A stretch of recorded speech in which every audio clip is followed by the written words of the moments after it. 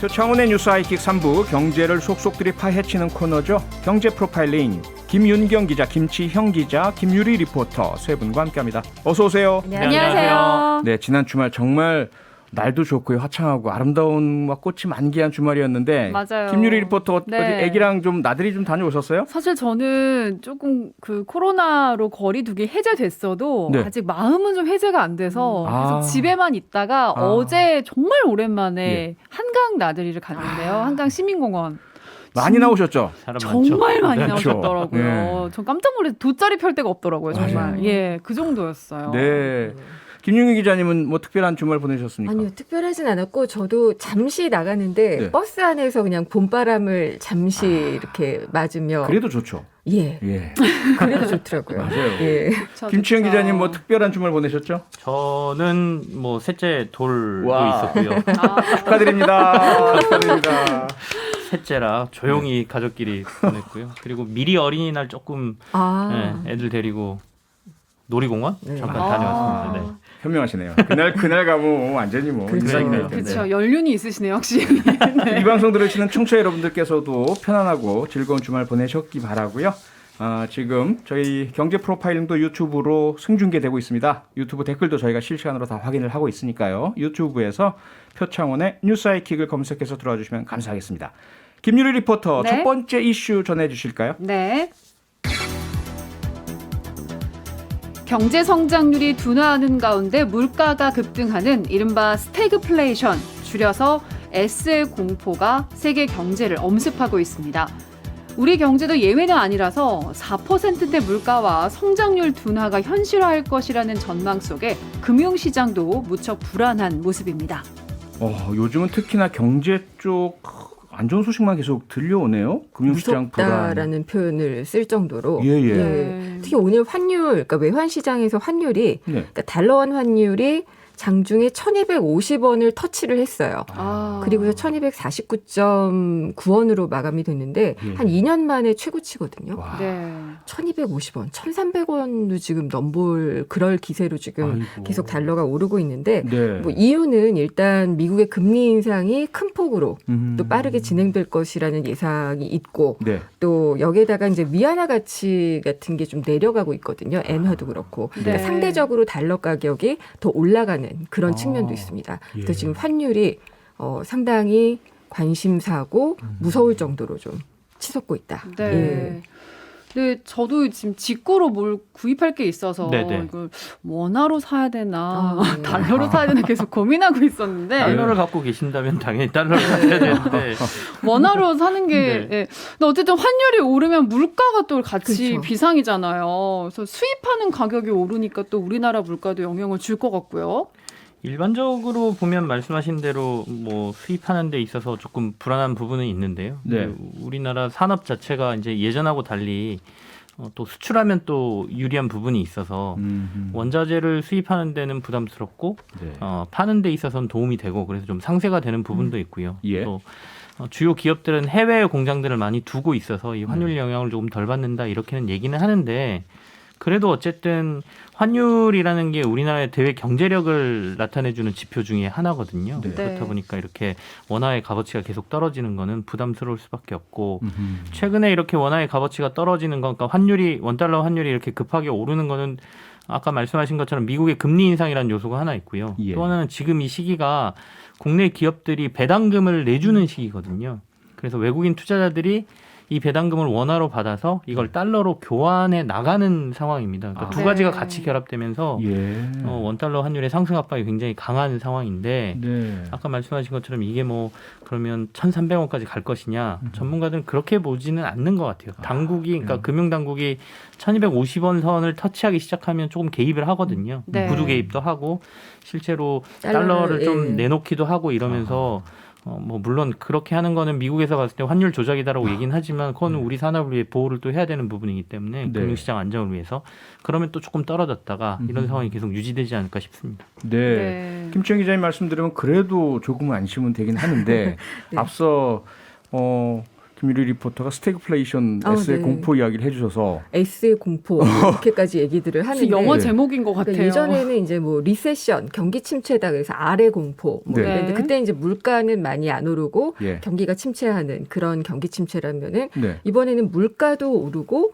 경제 성장률은 둔화되는 그러니까 정말 두 마리 토끼를 어떻게 잡아야 될지 모르겠는 네. 방향을 달리 가니까요. 아하. 네. 그런 숙제에 그 직면에 있기 때문에 아무래도 더 공포감이 어느 정도는 있는 것 같아요. 근데 그 말씀 들으니까 사실 저는 개인적으로 네. 제가 어렸을 때 저희 부친께서 택시를 하실 때 네네. 석유 파동 예. 저희 집이 쫄딱 망했던 경험이 있거든요. 70년대. 네. 예, 70년대. 예. 그래서 이거 또 그런 일이? 근데 보니까 국제 유가 올라가고 막 네. 이런 현상 보이거든요. 국제 정세도 지금 불안하고. 그때와 비슷한 양상이기는 해요. 예. 그러니까 1973년에 석유 1차 파동이 있고 네. 그다음에 이제 미국, 영국이 양적 완화, 그러니까 그 돈을 많이 풀었거든요. 네. 금리 내리고 네. 이제 그런 것들을 했었는데 다시 또 2차 파동이 닥쳤을 때는 이게 시중에 풀려 있는 유동성이 너무 많아가지고 예. 물가가 많이 올라가는 그런 부작용이 있었어요. 그러니까 지금 그런 게 아니냐. 코로나로 그러니까요. 인해서 우리가 이제 유동성도 많이 풀어놓은 상황이고 예. 이런 상황에서 다 걷어들이지 못했는데 물가 오르고 지금 유가도 많이 오르고 있잖아요. 네. 예. 그러니까 이제 그때의 재현이 아니냐 이런 얘기는 나오는데 예. 역사는 꼭 똑같이 반복되는 네. 것 같지는 않아요. 아, 예. 네. 구조는 그때와 굉장히 유사한데요. 네. 약간 상황은 다르다라는 분석도 꽤 있습니다. 그래서 스태그플레이션에 대한 공포가 확 높아졌다가 최근에 조금 사그라들었어요. 왜냐하면 일단 유가가 배럴당 130달러 갔다가 100달러대로 좀 떨어졌고 네. 그리고 또 하나가 그 당시에는 경기 침체 국면이 굉장히 강하게 왔었거든요. 근데 지금 미국만 놓고 보면 미국은 경기 침체가 아니에요. 완전히 뭐 활발하게 네. 살아났던데요. 미국은 고용도 완전히 그 신용카드 사용액도 막 늘고 있고 예. 사람을 못 구할 정도로 고용 시장도 좋고 이러다 보니까 그러면 스태그플레이션까지 가지는 않겠네? 라는 생각이 들면서 미국에서 금리를 굉장히 강하게 올리는 거죠. 빠른 네. 속도로. 네. 그러다 보니까 물가 상승은 강하게 나오는데 네. 이게 스태그플레이션까지 가려면 경기 침체가 와야 되는데 경기 침체까지는 아닌 것 같다. 다만 고통스러운 건 똑같다. 물가는 오르기 때문에 네. 그리고 금리까지 오르면 사실 서민들은 이자에 대한 부담까지 같이 부담해야 되지 않습니까? 그래서 네. 그나마 낫긴 한데 그래도 고통스럽다 이렇게 봐야 되는 거죠. 네. 네. 근데 물가 얘기하면서 이제 석유 가격 많이 오르고 우크라이나 침공 얘기를 안 할 수가 없는데 네. 우크라이나 침공 여파가 이제 인도네시아까지 미친다. 아, 인도네시아가 팜유 수출을 중단했다고 하던데요. 팜유 이거 라면 얘기할 때 많이 나오는 거 식용유 아닌가요? 만드는 네. 제품이기도 하고 과자 뭐 예. 이런 것들 많이 만들고 심지어 화장품, 비누 네. 이런 데도 들어가는 재료가 되거든요. 어허. 그래서 이 지금 인도네시아 내에서 식용유 가격이 너무 많이 올라가지고 팜유의 수출을 28일부터 금지를 하겠다라고 이제 대통령이 밝혔어요. 예. 그렇게 되면은 당연히 이제 우리나라 업체들도 영향을 받을 텐데 일단은 재고가 있기 때문에 당장의 영향은 크지 않을 것 같지만 네. 그리고 또 말레이시아산이나 필리핀산 팜유를 또 수입할 수가 있다고 하니까 네. 대체도 있고 근데 사태가 장기화되면 어떻게 될지 모르겠다라고 이야기는 하고 있어요. 워낙 팜유가 쓰이는 곳이 많더라고요. 네. 그래서 저도 당장 이제 뭐 아이들 많이 사주는 라면, 과자 이런 것들 가격도 오르면 이것도 어지러지할 것 부담되죠. 같거든요. 부담되죠.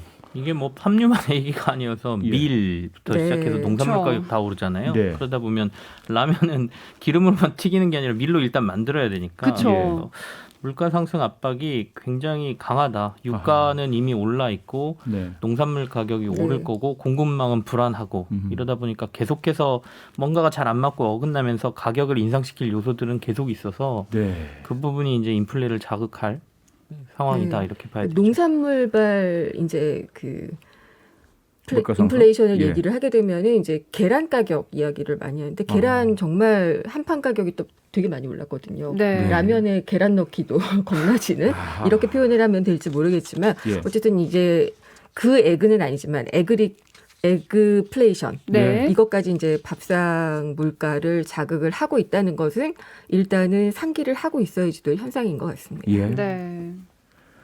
아니 근데 김유리 리포터도 가장 걱정되는 게 두 가지잖아요. 네. 물가.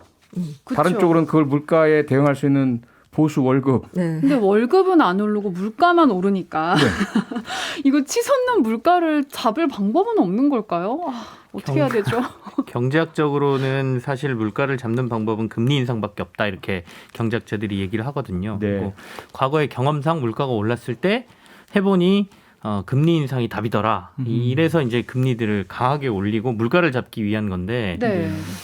그게 사실은 이렇게 부채를 일으켜서 사는 서민들 같은 경우에는 그거마저도 부담스럽고 아까 말씀하신 것처럼 그렇다면 자기의 월급은 올라야 되는데 월급은 물가 상승 속도를 절대 따라가지 못하거든요. 네. 그러니까 상대적으로도 빈곤해지는 현상이 나타날 가능성이 굉장히 높죠. 네. 그러니까 스태그플레이션이 안 온다라고 분석하는 것 중에 가장 약간 서민들이 불안하게 더 느껴지는 이유가 예전에는 노동 유니언이 강해서 노동조합이 강해서 네. 임금 인상률이 물가 상승률을 꽤 따라갔었는데 지금은 노동조합이 와해된 시대에 살고 있거든요. 저희는 네. 노동자들의 목소리가 적어진 그래서 물가 상승률을 이 임금 노동자들은 따라가지 못할 거다라는 분석이 강합니다. 그러면 물가 상승률이 그렇게까지 많이 오진 않을 거다라고 네. 얘기하는 경우도 있어요. 정책 네. 당국의 입장에서 보면은 이제 예. 통화 정책과 재정 정책이 있잖아요. 네. 크게 보면은 예. 근데 이거를 같은 방향으로 지금 코로나 때는 갔었어요.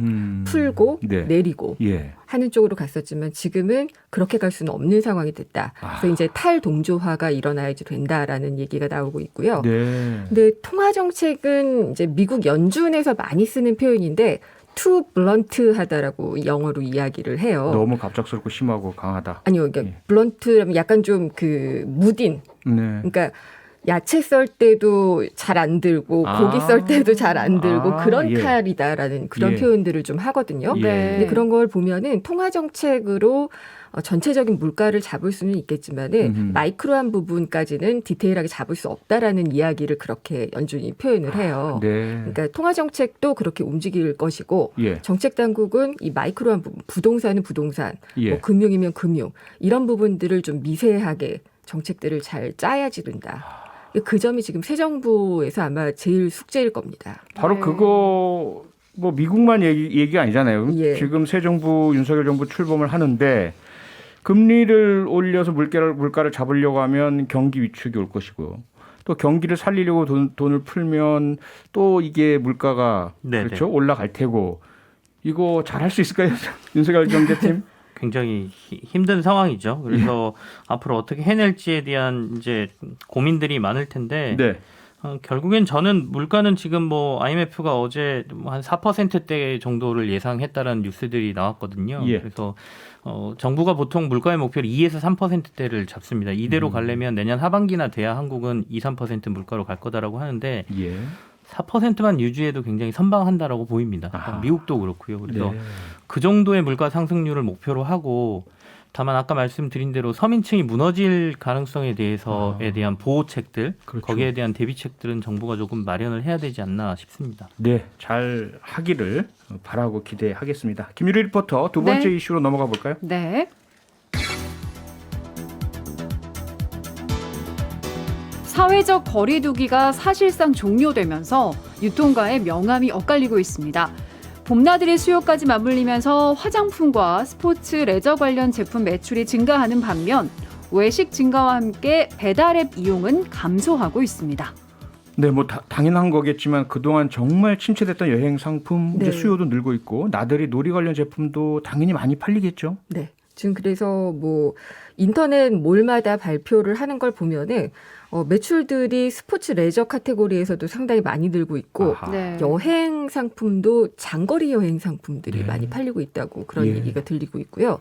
화장품은 근데 늘 잘 팔렸는데 작년까지 그러니까 코로나를 겪으면서는 저는 이런 거 많이 샀어요. 진정.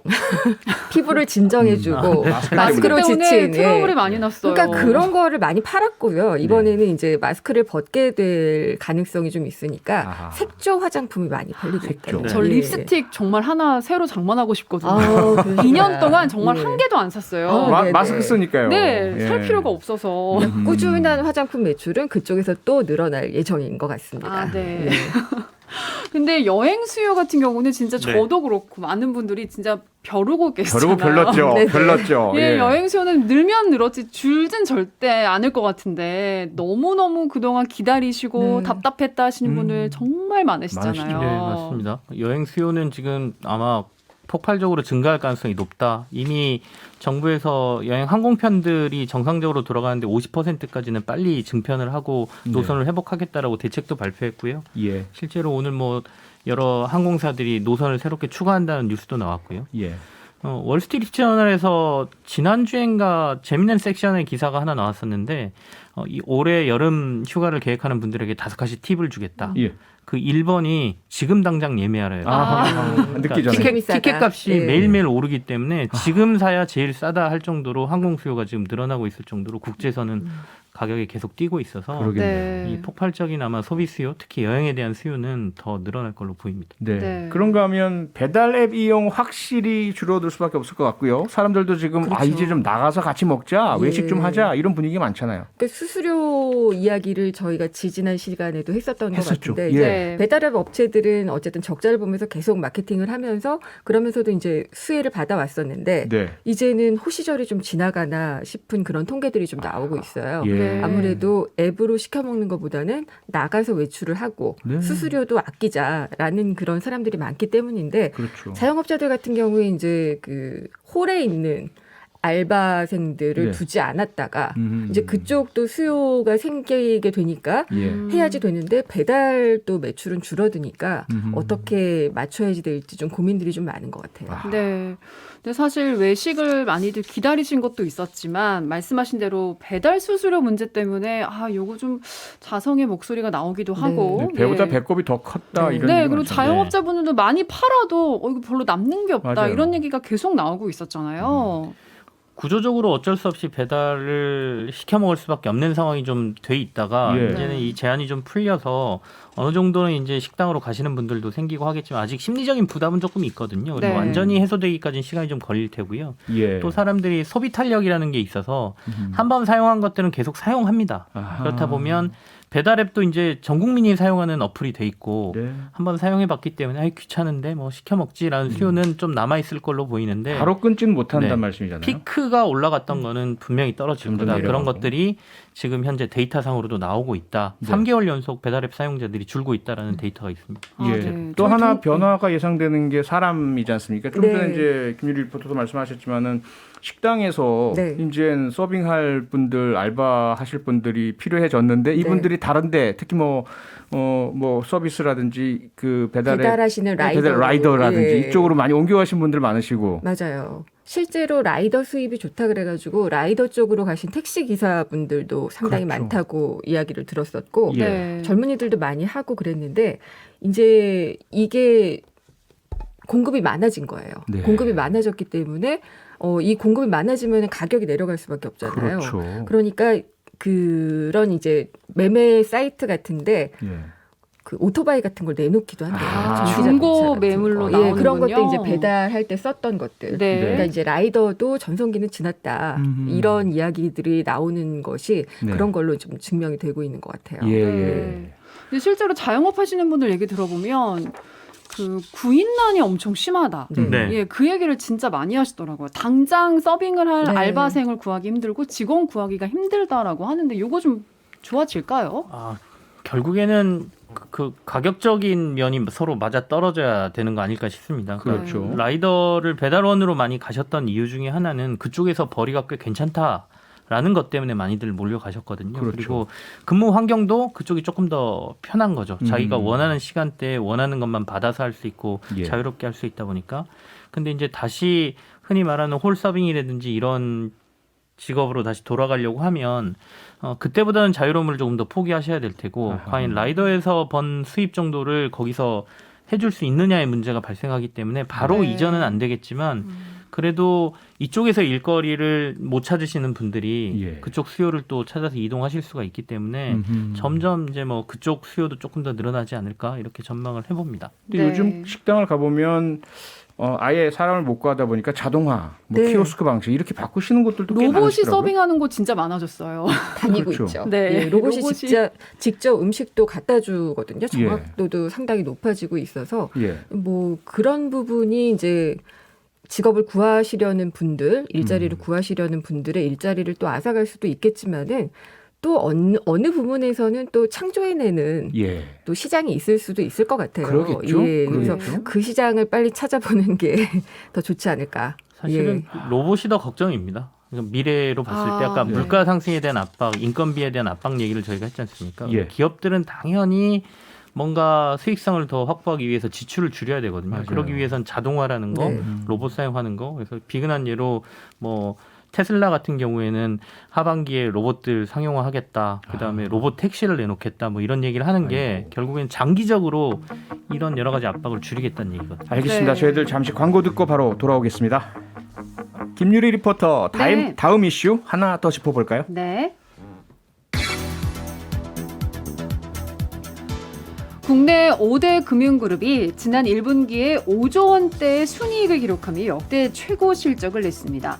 특히 가산금리가 통계 작성 이후 최고치로 치솟은 것이 실적을 끌어올린 주된 원인이라는 분석입니다. 네, 금리가 상승기로 접어드니까 은행들, 금융그룹도 실적이 좋아진다는 말씀 같은데요. 소위 그동안 영끌 뭐 이런 네. 얘기하면서 대출 많이 받은 분들 가산금리 때문에 대출 이자 올라가고 이러면서 시름이 정말 깊어지고 있지 않습니까? 네, 기준금리가 올라가니까 일단 대출금리의 기본금리가 올라가게 되고 네. 거기에 이제 플러스해서 가산금리가 있거든요. 뭐 네. 연체할 위험성이라든지 인건비라든지 뭐 이런 것들을 다 더해가지고 하는 금리인데 예.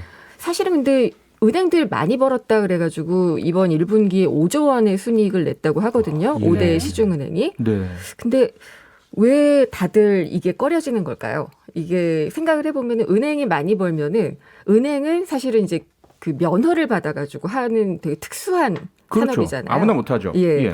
그리고 또 이자 장사를 하고 있고 그렇죠. 그것이 어떤 이제 좀 윤리적인 느낌들도 가져오고 예. 또 공공성을 좀 가져야지 된다라는 그런 경각심도 가져오기 때문인 것 그리고 같은데. 우리가 금융기관이라고 부르지 않습니까? 예, 근데 업체인데. 금융사가 저는 맞다고 생각을 하고요. 예, 예, 민간이기는 한데 공공의 성격을 띠고 있기 때문에 예. 너희가 돈을 만약에 벌어가게 되면은 왠지 서민이 좀 이렇게 핍박을 받는 것 같은 그런 느낌이 있어서 그런데 맞아요. 수익 모델 자체는 사실은 이자 장사를 하는 게 은행의 수익 모델이기는 합니다. 원래 그렇게 네. 하겠죠. 예. 근데 그거를 이제 예금 금리는 아주 찔끔 올리고 예, 대출 금리는 많이 올리고 그러니까요. 이런 식으로 하고 있는 것이 아무래도 좀 문제가 되는 거겠죠. 아하. 네.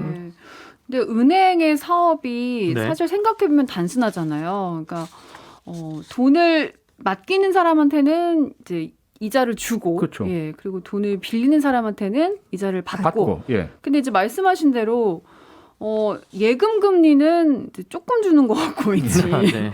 대출 실제 금리는 그래요. 많이 받아가는 거. 그 차이로 이제 이익을 내는 건데. 예. 그러니까 그냥 소시민 입장에서는 은행만 너무 배부른 거 아니야 이런 생각이. 너무 심하니까. 네, 해도 그 해도 차이가 너무한다. 너무 크고 예. 반영하는 속도도 네네. 너무 차이가 나니까 그게 좀 아까 화가 나는 좀 이게 지점이 약간 있어요. 기름값 하고 느낌이 비슷하죠. 예, 맞아요, 맞아요. 국제유가 오르면 예. 빨리 기름값 오르는데 떨어질 맞아요. 때는 잘 안 안 떨어지는. 떨어지죠. 예. 약간 그런 부분이 분명히 있습니다. 그리고 이번 은행들의 이익이 많이 난 거는 정부의 역할도 있었다고 봅니다. 그러니까 정부가 대출 총량 규제를 하면서 대출 상품에 대한 매력도를 떨어뜨렸거든요. 그 아. 얘기는 무슨 얘기냐? 은행들이 가상금리 말고 우대금리라는 제도가 있어서 네. 우리 은행에 월급 통장 있으시면 그다음에 카드 얼만큼 사용하시면 그렇죠. 뭐 0.1%, 뭐 0.01% 이렇게 떨어뜨려 주지 않습니까? 네. 그것들을 다 없앴습니다. 그래서 없애면서 이자 마진을 훨씬 크게 쳐준 거죠. 아. 정부가 만들어준 거라고 저는 봅니다. 그래서 네.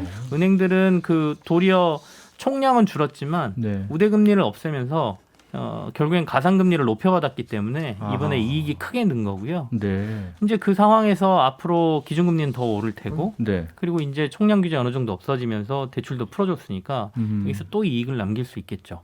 그럼 정부가 우대금리를 없앤 거는 대출 규제, 대출을 줄이기 위해서 그렇게 한 거겠죠? 네, 그때 당시에는 이제 대출 총량을 줄였어야 되기 때문에 강하게 드라이브를 걸었던 건데 그게 네. 도리어 은행들에게는 이익을 더 남기게 하는 상황이 만들어졌다 이렇게 봐야 되는 근데 거고요. 네. 앞으로는 또 대출이 지금 3분기 가량 줄어들었는데 감소세를 보였는데 예. 3개월 정도 다시 2분기 되면은 대출 규제가 조금 완화가 되면서 완화되고. 늘어날 것으로 예상이 되고 있거든요. 네. 그러면은 이게 또 은행의 이대 마진을 더 높여주는 요인으로 또 작용할 것으로 보여요. 네. 네. 그러니까 많이 벌었고 이익 받고 더 볼 것이다. 지금 이런 상황인 것 같아요. 네. 네. 김유경 기자님 앞서 가상금리 설명을 해주시면서 네. 기준금리라는 게 있고 여기에 대해서 뭐 신용도라든지 네, 네. 다양한 형태의 이유로 가상금리를 붙인다. 이건 은행이 알아서. 마음대로 하는 거 아닙니까? 예. 근데 그렇다고 해서 마음대로 무조건 막 올릴 수는 없잖아요. 2017년인가에는 정부 당국이 한번 개입을 했어요. 네. 그래서 더 올리지 못하도록 아하. 한번 한 적도 있었거든요. 근데 예. 기본적으로는 민간 금융사들이 알아서 하는 게 맞습니다. 기본적으로는. 예. 근데 이제 이게 너무 차이가 날 경우에 그런 개입을 했었던 그런 예는 있습니다. 네. 아하.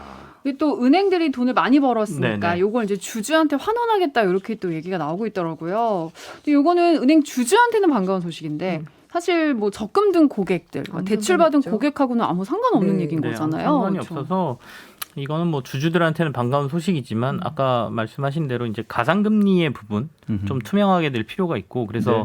금감원이나 이번에 새 정부도 이 부분에 대해서 뭐 공개하는 거나 공시하는 제도를 좀 강화하겠다 이런 얘기가 나오고 있거든요. 그래서 네. 그 부분은 저희가 좀 고민을 해봐야 될 부분인 것 같습니다. 네. 금융당국의 역할 기대해 보겠습니다. 경제 프로파일링 오늘은 여기서 마쳐야겠습니다. 세 분 수고 많으셨습니다. 고맙습니다. 네, 네, 고맙습니다. 감사합니다. 평일 저녁 6시 5분에 여러분을 찾아갑니다. MBC 라디오 표창원의 뉴스 하이킥.